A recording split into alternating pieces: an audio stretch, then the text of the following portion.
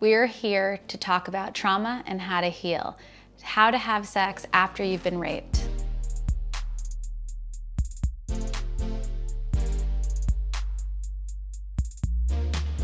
If you stay till the end of the video, we're going to teach you techniques on how to get back comfortable in your body for your own pleasure. If you want to know more about how pleasure can be actually healing, hit subscribe and the bell. We drop a new video Wednesdays at 9 p.m. Eastern Standard Time.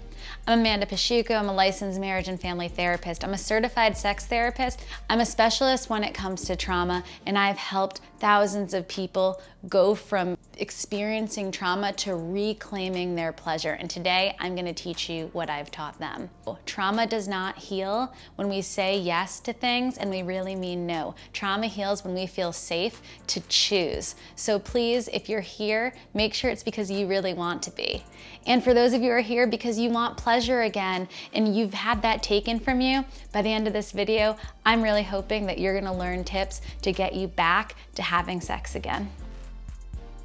My first tip, a yes for now doesn't mean a yes later. So if you're on a date or if you're with a partner, just because you said yes earlier in the day, earlier in the date, or even when you walked into the apartment, once things start to sizzle up, you're allowed to stop at any time. Do not let anyone guilt you or shame you into your choices. Please say stop, and if you have to, leave. This is common. I tell everyone, if you have to leave, just leave, because it is not safe to stay places where you don't feel comfortable.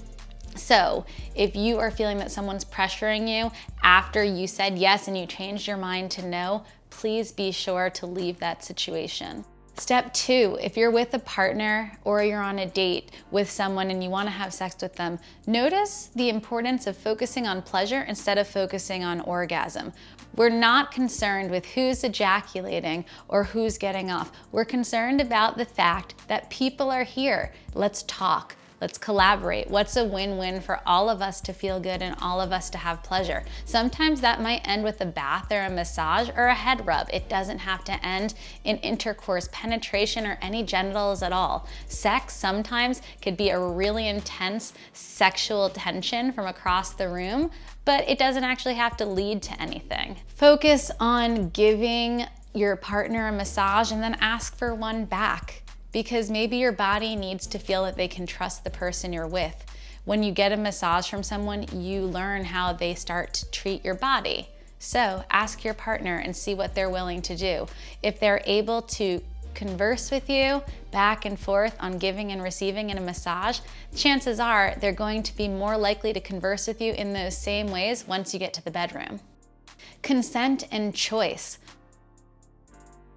One of the things that I often have noticed is sometimes when there is a person who wants to get back into a sexual scene, they don't know what their choices are. They don't know if they're allowed to say yes to something, no to something else, if they have to wear all clothes, no clothes.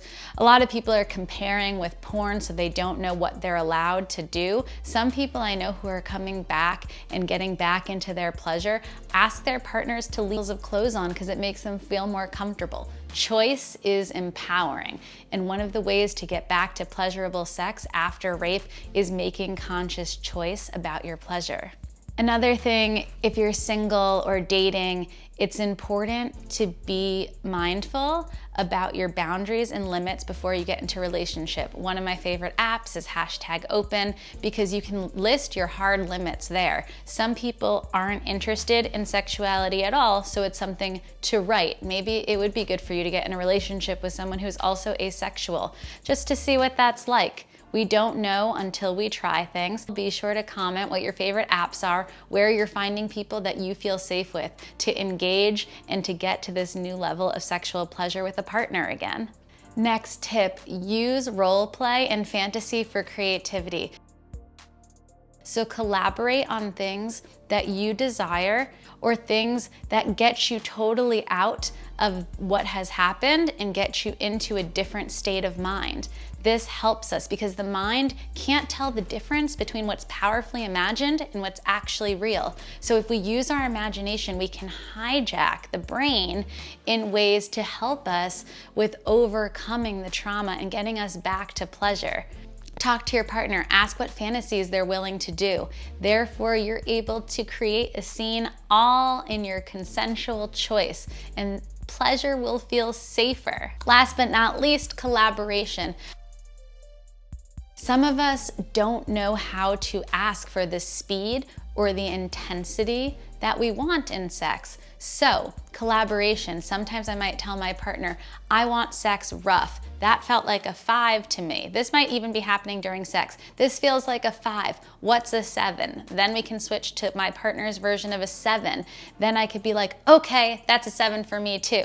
What number is that for you? Let's calibrate together. If you wanna understand more, click the link below. You can get the Pleasure Practice e-guide and learn more about what it's like to get in touch with your own body. For those of you who are partnered, please download the How to Seduce Your Spouse link. That has over 200 hours of me working, cramming in a decade of what I've learned into 30 minutes. So I hope that that helps you guys in getting back the sex life that you want after trauma or rape. These practices will help you get more comfortable in the body that you're in, and that's important. The mind itself cannot override everything because sex is in the body. Thank you for watching today. I know this was a very delicate topic. I appreciate that you're here. If you like this video, click like, subscribe, hit the bell. You can follow me, Facebook, Instagram, and Twitter at The Sex Healer. Thank you so much for being here. Catch you next Wednesday, 9 p.m. Eastern Standard Time.